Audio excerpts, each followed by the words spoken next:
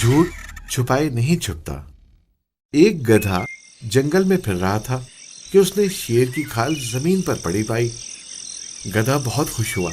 اس نے سوچا، واہ کیا چیز ملی ہے، اس کو اوڑھنا چاہیے۔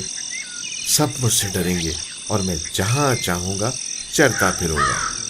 یہ سوچ کر گدھے نے کھال اوڑھ لی اور جنگل میں ادھر ادھر دوڑنے لگا۔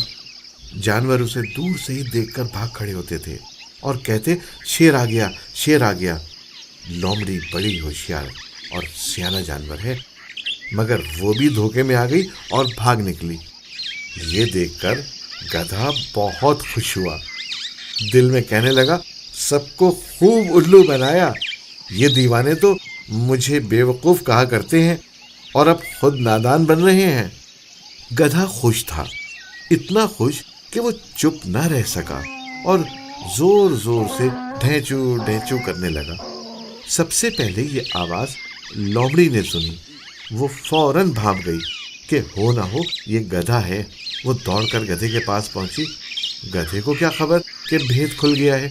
فوراً تیز ہو کر بولا، او لومڑی، ڈرتی نہیں، آگے بڑھی چلی آ رہی ہے، جانتی نہیں میں شیر ہوں۔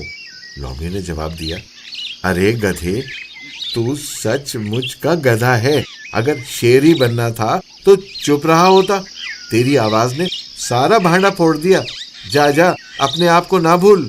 جنگل کے دوسرے جانوروں کو پتہ چلا تو سب پر گدھے کی حقیقت کھل گئی اور اسے سخت ذلت اٹھانی پڑی۔